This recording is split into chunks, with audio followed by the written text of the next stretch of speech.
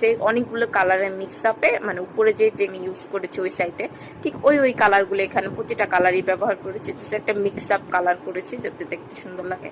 আপনাদের অপেক্ষার পালা শেষ, এখন দেখেন আমি ওই সেটটার মধ্যে কি করেছি।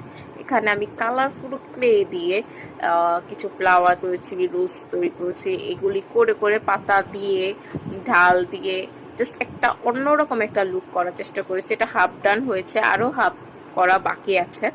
তো আপনারা ভিডিওটা সম্পূর্ণ করেন তাহলে বাকিটুকু দেখে ফেলবেন।